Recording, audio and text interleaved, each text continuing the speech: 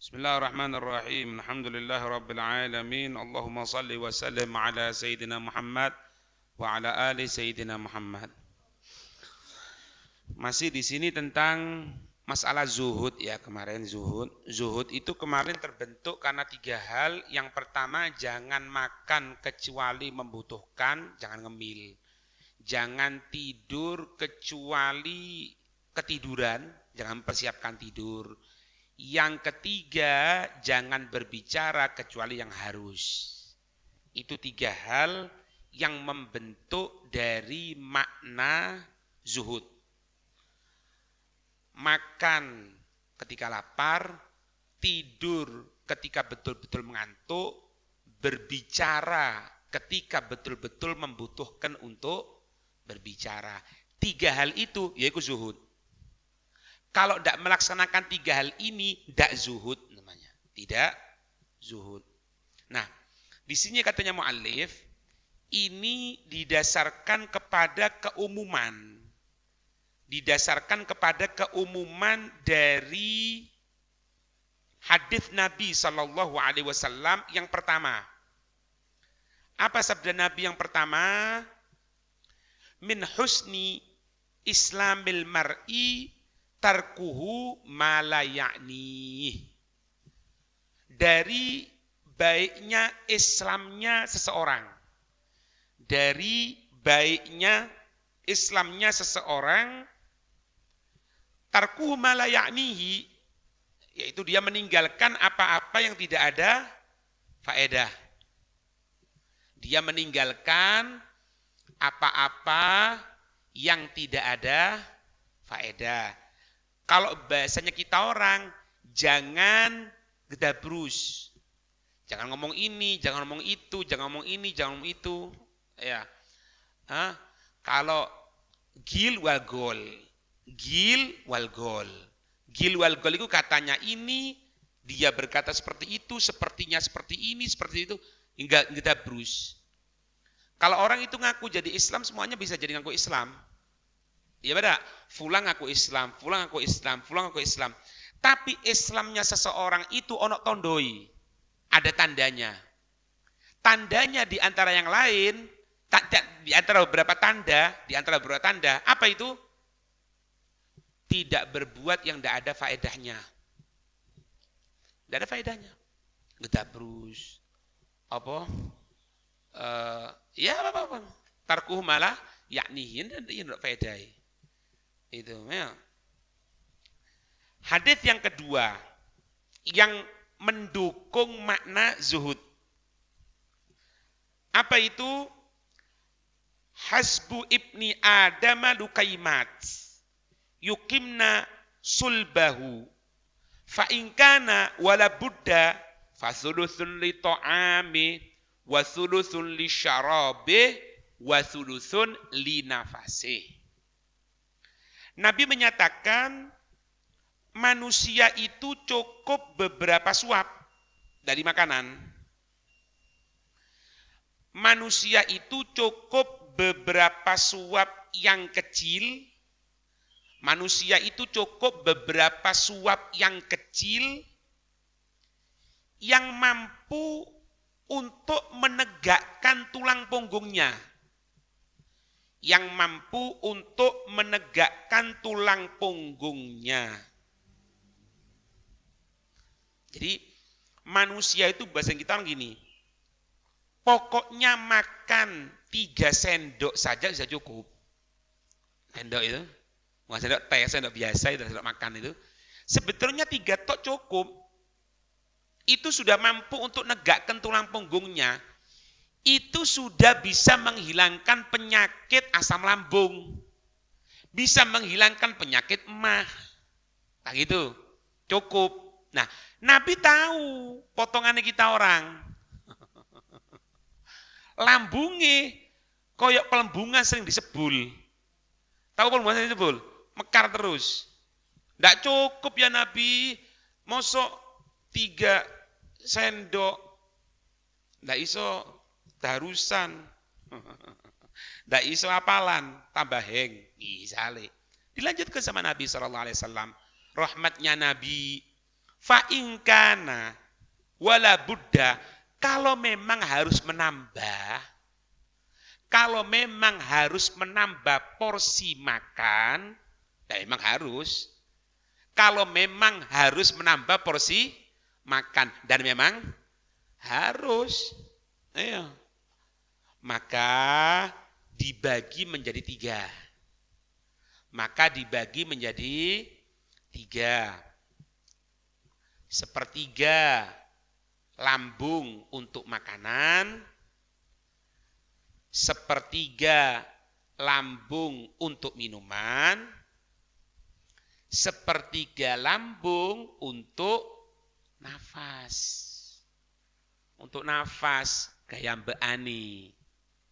Ya, nasallallahu salam al-afiyah, panjang umur sehat, masuk bulan suci Ramadan.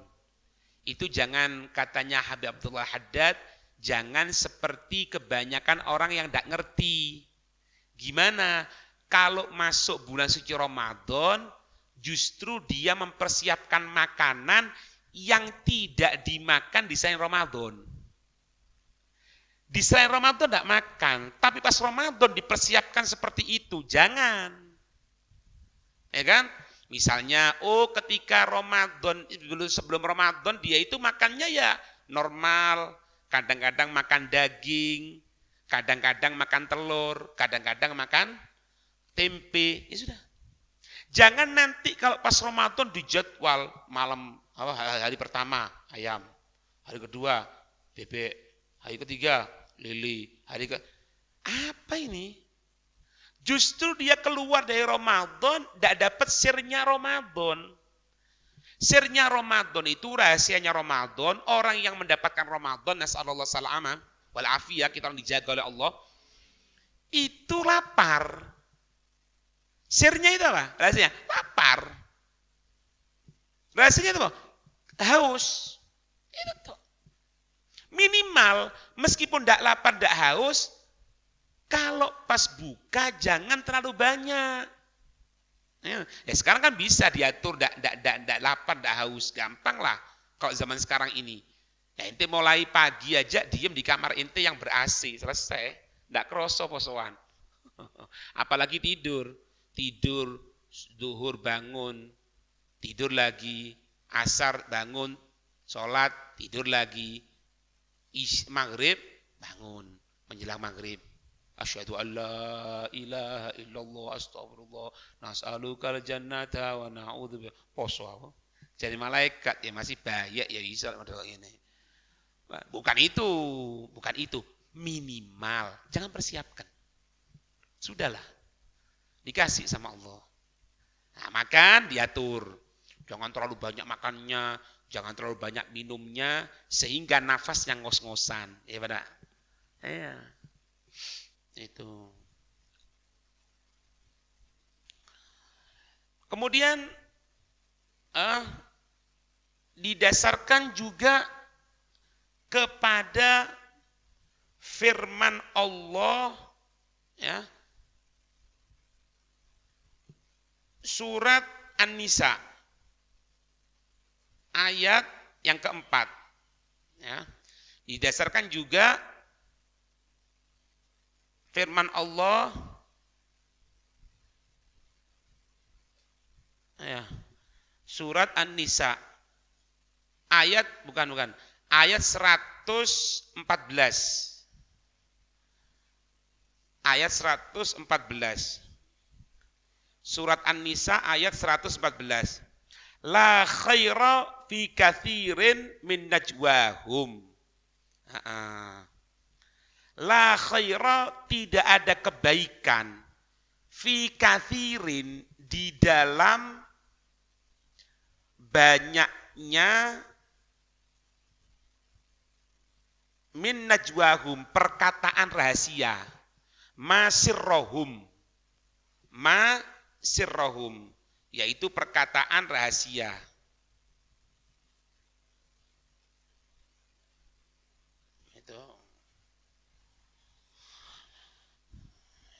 Janganlah kita memperbanyak untuk ngomong-ngomong yang rahasia.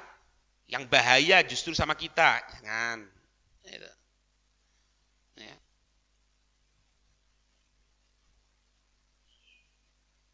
La khaira fi katsirin minal kalami alladhi yusirruhun nas. Wala naf'a minhu illa in kana kalamuhum amran bisadaqatin au ma'rufin jaa bihi syar'u wa dalla 'alaihi al-aqlu au da'watin ilal islahi bainal mutanazi'ain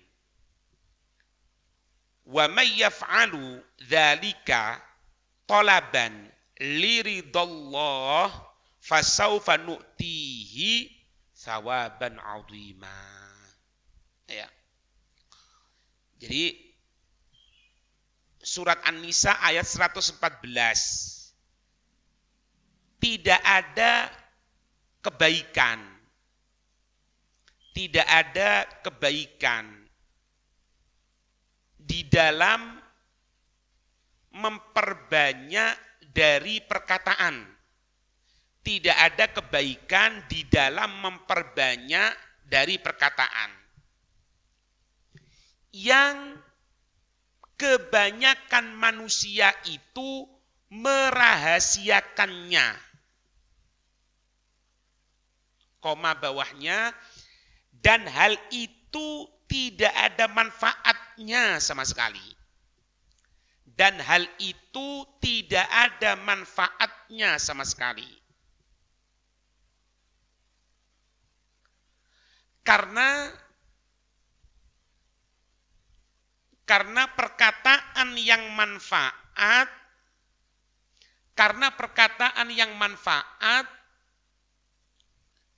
hanya beberapa hal. Yang pertama, perintah untuk sedekah. Itu yang paling afdal itu. Yang pertama itu. Omongan apapun itu. Omongan yang ada manfaatnya itu pertama kali. Perintah untuk sedekah. Terus yang kedua, perintah untuk berbuat baik sesuai syariat. Perintah untuk berbuat baik secara syariat. Itu.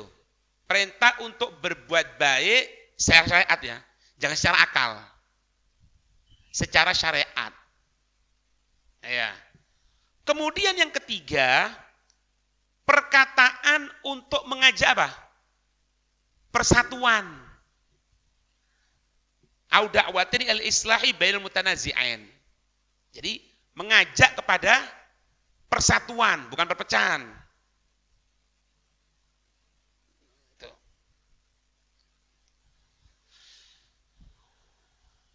Siapa orang yang melaksanakan tiga hal ini, ya, siapa orang yang melaksanakan tiga hal ini karena Allah ya. Karena Allah.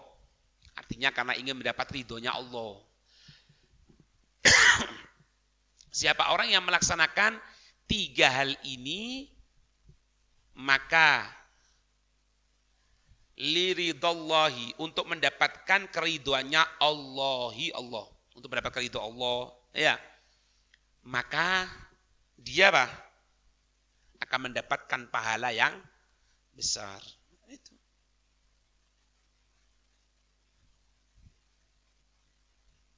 Paham ya? Itu dalil yang ketiga, surat An-Nisa ayat 114. Ya. Jadi apa? Illa in kana kalamuhum amron bisadaqatin au ma'rufin jaa bihi syar'u wa dalla 'alaihi al-aqlu. Itu syariat. Au da'watin il-islahi. Da'watin il-islahi bainal mutanazi'ain. Antara dua orang yang saling bertikai, diajak untuk bersatu. Wa may yaf'al dzalika talaban liridallahu, untuk keridhoannya Allah, ridallahu untuk keridhoannya Allah, fasaufa nu'tihi, maka kami akan memberikan kepada itu man thawaban 'azima. Nah, itu jangan ngomong. Ora faedah ya. Iya, ngomongin. Apalagi sekarang, kakek ngomong. Dalam hadis, dalil yang keempat sekarang. Dalil yang keempat. Wahal yakubban nasa finnari ala wujuhim illa hasaidu alsinatihim. Dan bukankah manusia itu, naudzubillah, dan bukankah manusia itu dijerumuskan ke neraka, dan bukankah manusia tadi itu dijerumuskan ke neraka yang mana kepalanya terlebih dahulu,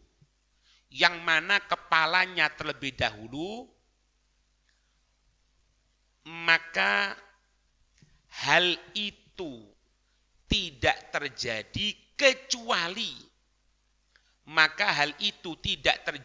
kecuali karena hasil omongan dan ucapan mereka.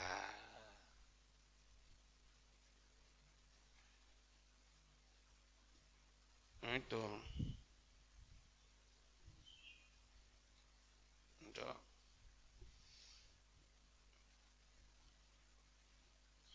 Gara-gara omongan mereka. Omongan bisa menyebabkan kemurtatan, ya kan? Oh juga nasallallahu suami istri bisa cerai, akhirnya stres. Setelah stres, tidak mau ibadah sama Allah, itu penyebab dia maksiat, sehingga dia dimasukkan, dijungkelno. Kalau bahasa Jawa ini dijerongkokno, didorong dari belakang dengan kuat. Dan yang jatuh kepalanya dulu kalau masuk neraka itu. Kenapa kok kepala dulu? Karena depan kepala ini tempatnya otak. Seolah-olah kok tidak mikir kon. Mana otak inti? Tidak ada faedahnya itu punya otak. Makanya otaknya dibenturkan terlebih dahulu ke lantainya neraka. Naudzubillah. Semoga dijaga oleh Allah ya. Yang terakhir, wa umrul insani ra'su malihi alladhi fihi tijaratuh. Fa idza dhayya'ahu fi ma la ya'nihi faqad atlafahu fi ma la syai'a. Bahwanya sedangkan umur yang diberikan oleh Allah,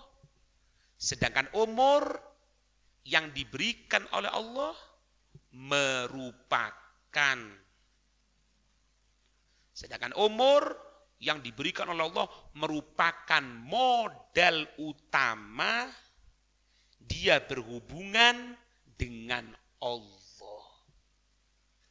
Merupakan modal pertama dia berhubungan dengan Allah.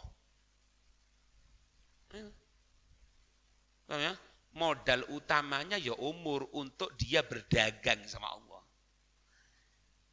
Ya.